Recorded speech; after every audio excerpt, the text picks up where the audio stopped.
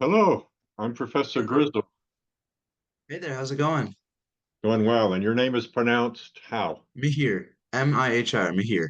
Mihir. That's nice to Yeah. meet you. Yeah, I was intrigued by your emails.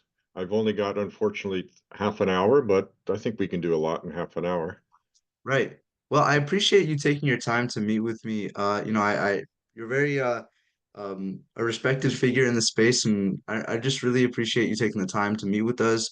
We're really interested in all your work with bipedal locomotion, and at least the clubs that we run. A lot of high school students are interested in working in robotics and doing research when they're older. So just a way to ask some questions and try to learn more about the field. Sounds good. I didn't realize my video wasn't on, so there. You're Now good. you can You're see who good. I am. Right.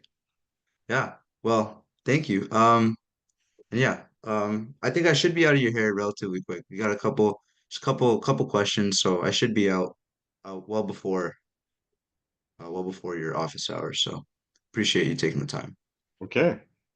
All right. So to get started here, do you think you could tell me a little bit about yourself and your journey in robotics? I know it's been a long journey for you in robotics, but if you could just, talk about briefly about the different major stages in your journey.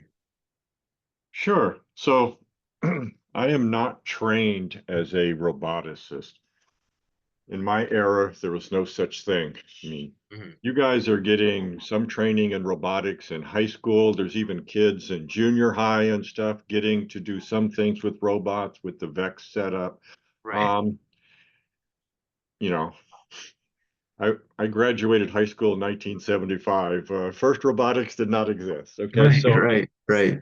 so I became an electrical engineer Hmm. for my bachelor's degree, and then I specialized in feedback control theory during my master's and PhD at the University of Texas at Austin. So I started my career doing theorems and proofs. I enjoyed the theoretical side of the field. Then I started teaching undergraduate courses. So when you're a really young professor, they have you start teaching graduate students because the graduate students are very experienced students and Right. it's very hard to break them. Whereas the undergrads, they're still kind of fragile Right, learners. If you mess it up, you can get them depressed right, right, right. and everything. So they let you hone your skills a little bit with the graduate students. And the graduate students are there to master theory. And so my training was perfect for the graduate students. And then I was moved down bravely into the undergrad students, and they saw clearly that I was a theoretician who didn't really had never had much industrial experience. Okay, and they really wanted to know how things worked in industry. Hmm. So I actually took that seriously because I really enjoy teaching. I mean, I've done a lot of research. If you know my later work in bipedal robots, and Right. so I talked to a mentor that I had. I was at the University of Illinois, Urbana-Champaign at the time, and he set me up as a faculty intern at the Ford Motor Company Scientific Research Lab. And there I joined a group that was working on trying to reduce noxious emissions from gasoline cars, improve fuel economy, all these things that are, well, cars are never great for the environment, but if you Right, can make right. them as clean as possible and Hmm. burning as least the amount of fuel as possible, you're at least making it better for the environment. So I kind of thought that was important work. And that got me involved with real engineers working in test cells. We would take problems, I would formulate them mathematically, then I would go in the Hmm. lab and test my solutions. Right, I learned how to code in the crazy languages they were using for real-time systems on these right. cars, assembly, machine language, things like that. And that got me where I liked working on experimental things. And so I did Hmm. that for about 10 years.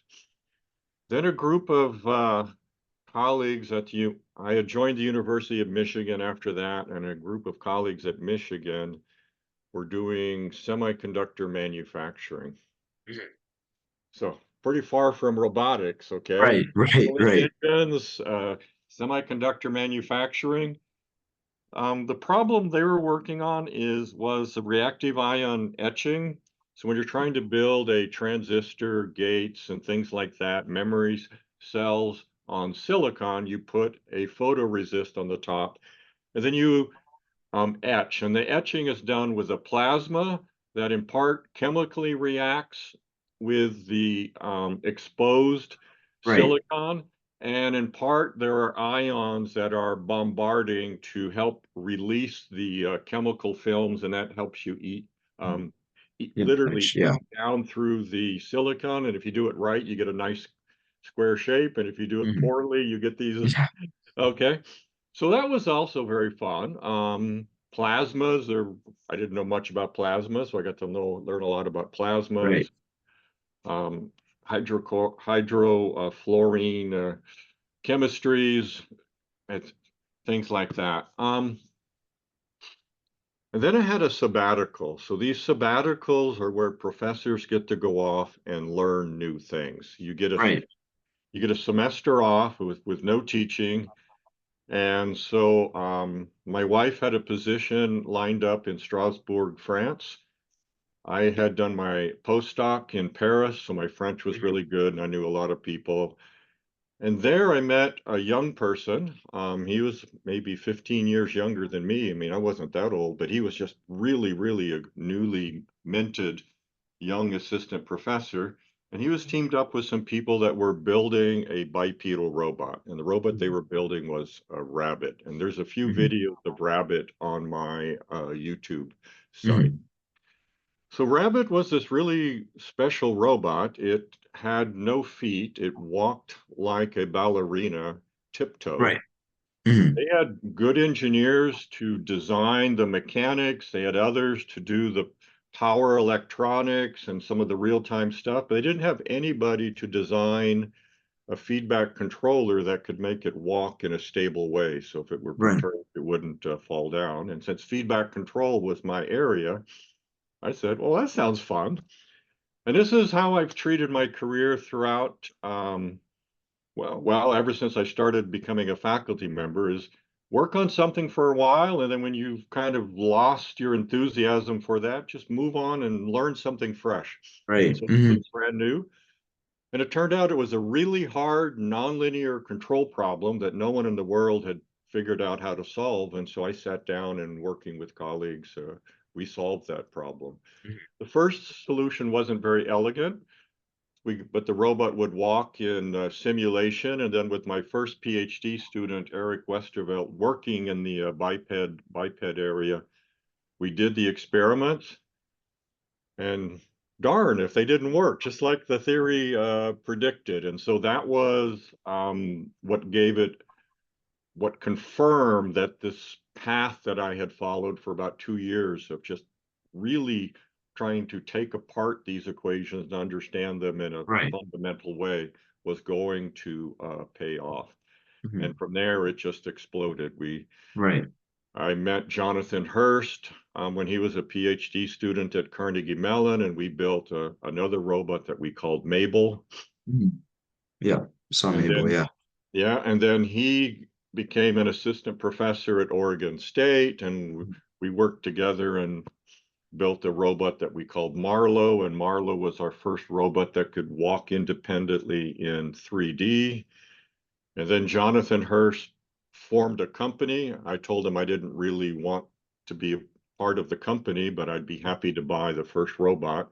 It was going to Mhm. be my first robot that was not built by graduate students. Okay, Right. so and that was Cassie, and Yeah. Cassie turned out to be this amazing machine, and the students Mhm. worked with that, have gone on to do really stuff. So Right. it was a long path. I was a full professor already. So I'd gone through the assistant professor stage, which is roughly 7 years, the associate professor stage, which is roughly 7 years, and 14 years out of my postdoc, I started working on bipedal robots. And Yeah. here we are today. Yeah, it's pretty awesome. It's a like you said, I really enjoy that aspect of your career where you're always learning. I think that that's a really interesting idea. I think some people, at least from what I understand, some people think that professors will travel down this one very narrow path in their very unique niche. But it looks like you're doing a lot of interesting stuff, and I love your passion for teaching. I think it's really really cool. I I think. appreciate that. Yeah, so I do have colleagues, I think, who stick on problems way too long. Um, because but I understand it's frightening when you give up something that you're really good at and then go into something else and you might fail. Mm, And I have. So in the middle of working on bipeds, I thought, I've been doing this for about 10 years. It's time to try something else. So I had another sabbatical.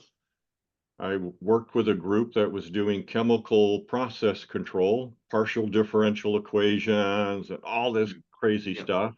I did that for 9 months, helped graduate one of my host PhD students, etc.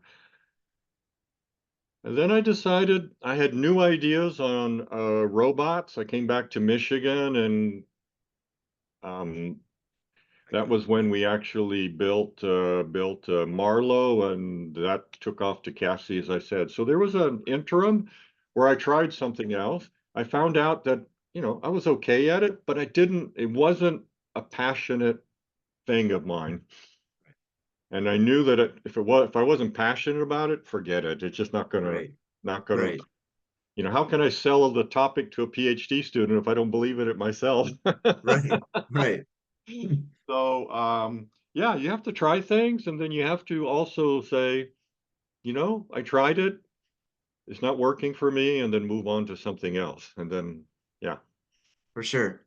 I think connecting back to that idea of passion, for a lot of high schoolers, it's hard to already determine where your passion lies. I know a lot of the students that are, in the clubs that I run are already like invested in wanting to learn about robotics. But how would you say like, what would you say like really, if there is a moment that really initially like kind of sparked your interest in robotics? I know it's been a long time since you've been in the field, but if you could like recall maybe one or two like crucial moments that really set you on that trajectory in electrical engineering and then leading into robotics. Well, maybe I'll reformulate your question a little Mhm. bit in the sense that I think I could have been happy doing many things. Right, I chose electrical engineering, but a lot of people think I was trained as a mechanical engineer because I worked on cars. right, Then I worked on robots. A lot of people don't know about the semiconductor stuff, which is kind of electrical engineering right, circuits and right. things. Okay. So a lot of people think I'm a mechanical engineer. Well, it turns out that there are certain skills that are just broad. They apply to almost anything. And so I, if you like technology, make a guess at one of the engineering fields that you think you'll like. And the thing is, even if you think about mechanical engineering as being beams and rotating mechanisms and Right. motors, Hmm.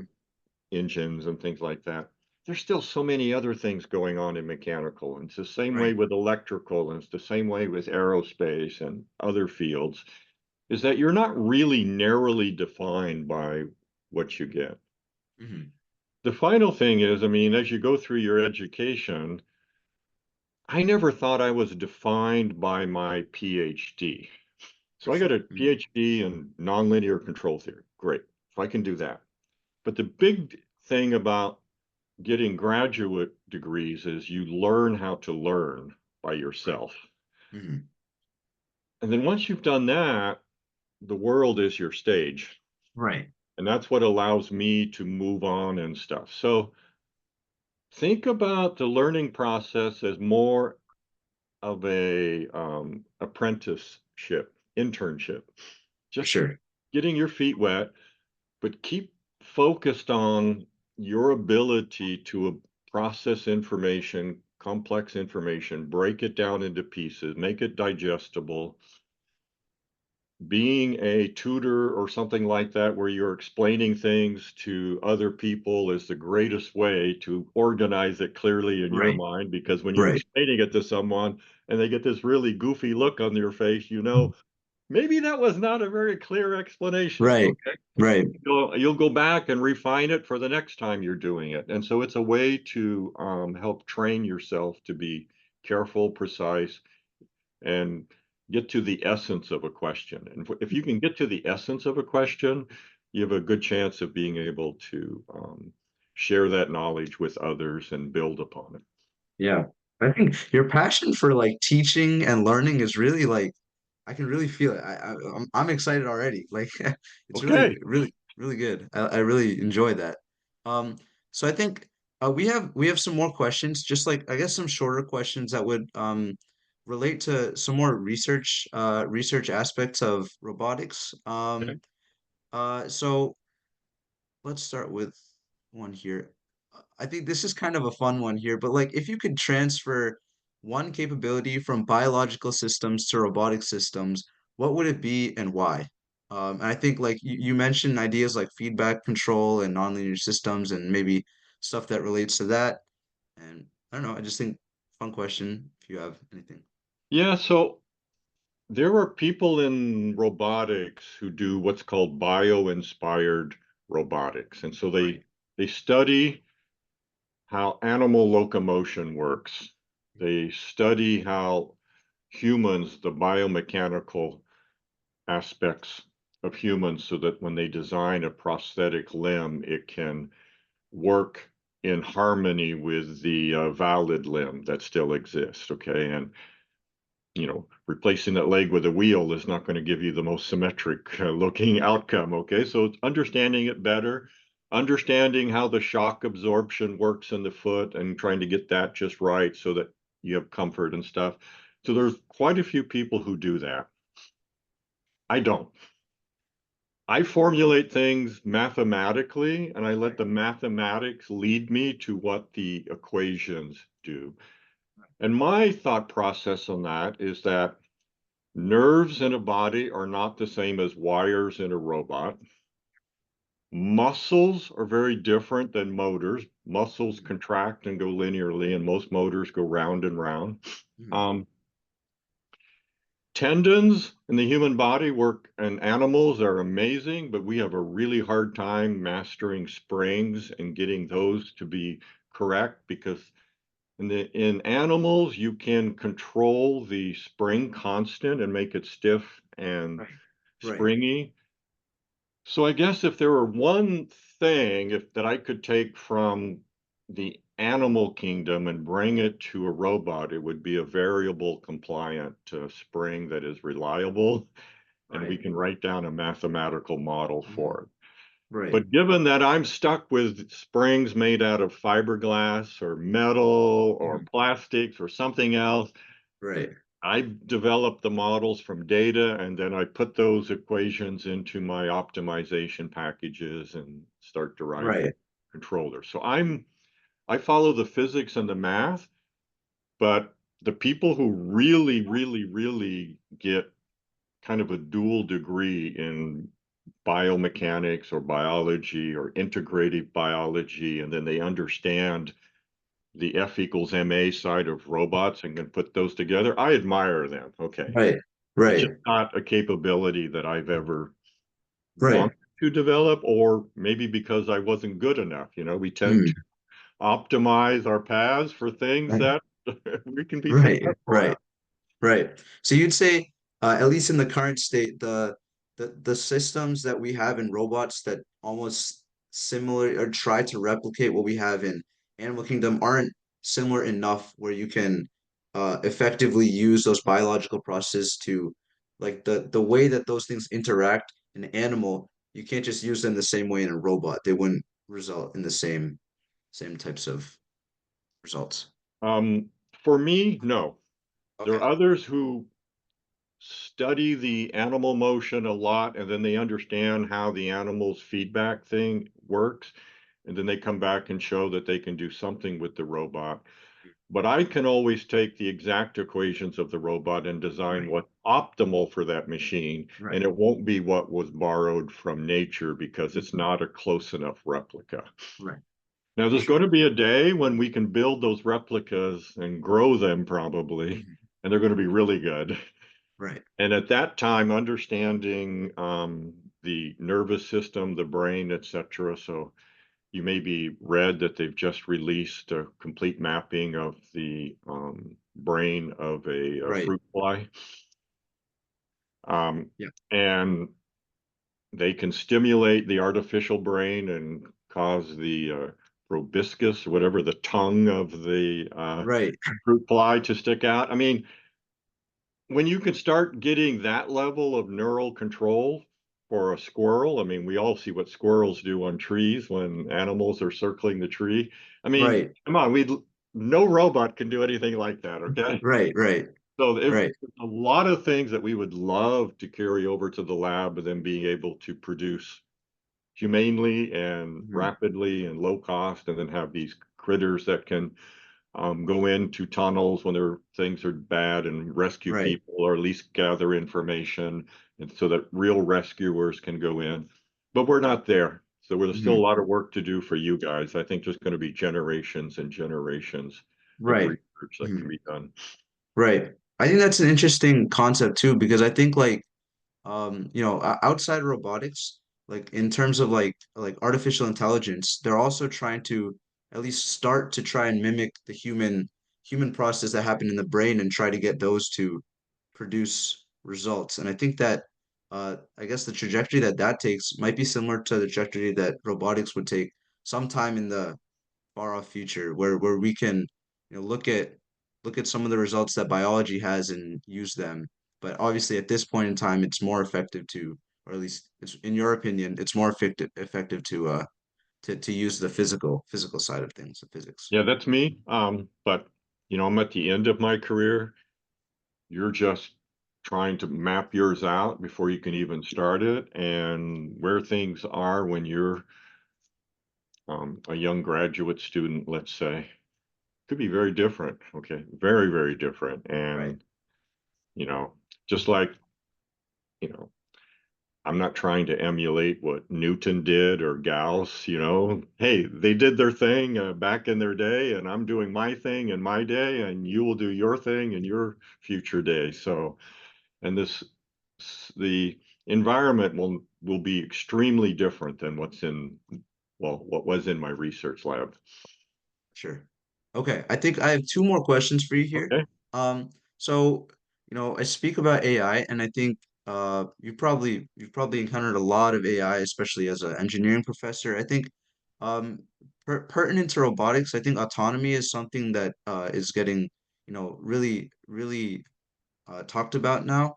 How do you think, I guess this kind of like takes away or like steps back from just robotics, but how do you think like the relationship between humans and robots will evolve as like the bipedal aspects and just robots in general become more autonomous? Or if there's a spin on that question, that something that relates those two ideas together, and how you think that they will work together in the future, Um, so the machines, and by the machines, I mean the hardware and whatever the brain is. So right now the brain is a couple of PC chips, a GPU, and a ton of memory. Okay, and the best algorithms that we can have, and Right. maybe that is connected to the internet via Wi-Fi or something, or maybe it's supposed to just be able to go into a deep cave where it's all on its own. Okay. The biggest problem of having those machines around humans is one of trust. And I don't mean trust like it's going to empty out your piggy bank, or it's going to be telling tales about you to its friends. I mean, if a connector breaks between the motor and the encoder that's measuring the position of the arm, it can suddenly just fly out. And if you're in the path, you're dead. Yeah. Okay. So when we're around humans, you're a young man. If you're trained in the martial arts, you could take me out in just seconds, okay? But we have trust. Right. We have trust, societal norms, and that allows us to work together. And it also allows us to kind of, I can look over at Mihir and he's nodding, I'm nodding back, and then we're just going for it, okay? So we can send these subtle cues. So until we can start doing stuff like that with our robot partners, they can't really function the same as us. Now, where they can help us right away is there are certain back-breaking jobs in these factories. And one that's been solved fairly recently is on the dashboard, installing the odometer, the integrated package Right. with the navigation and stuff. It used to be two people lifting this thing in there, and now it's a robot arm that does all the lifting, and they're just doing the fine positioning of it, the humans. Okay, so it's a collaborative thing. And it's set up with lots of cameras and everything that if anything starts going out of whack, it immediately kills the power. Right. Okay, so Right. to protect people. So it's gonna take a long time before we can literally have the humanoids that are being built. There's 4 or 5 startups in the past 18 months that are making fantastic progress in the humanoid space. But they'll be really good when it's robot next to robot next to robot because, hey, you break a robot, just repair it. Right. And if Right. Elon Musk's plan to be able to sell Optimus for $25,000 pays out, I mean, $25,000 today, that's a kind of a low end car. Right. Okay. Mid-range cars are $45,000. It's crazy. Right. So Right. Right. Right. this is a price point where you start putting them into factories and you can repair them and things like that. So it's going to be the trust before we're working beside them, but they can be working collaboratively together and doing assembly and things that are repetitive that we find boring or leads to shoulder issues and things Right. like that. For sure. Yeah, I think the future is definitely an interesting one with all the advancements being made in all the different realms of science and how they'll play into robotics in the future. So I think to wrap it up here, just like, from your perspective as a very revered professor, if you could you give like what advice would you give to like aspiring young students, high schoolers, undergrads interested in pursuing a career in robotics? Well, we just founded a robotics department at the University of Michigan. So Mhm. up until fall of 22, undergraduates who washed up on the shores of the University of Michigan, coming from their first robotics team, and Michigan has the highest number per capita of first robotics teams in the entire country. Right. Okay. And they would get here, I'm excited to do robots. And there was one course in the College of Engineering in their junior year and a second one in their senior year if they were in the right department and nothing Right. in other departments. Okay. Hmm. So that's been fixed. So now they're starting to sprout out.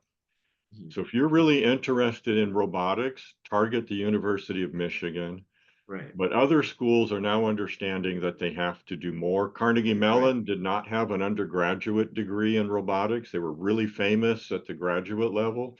They just launched an undergraduate degree. Right. Hmm. So they're going to start sprouting up.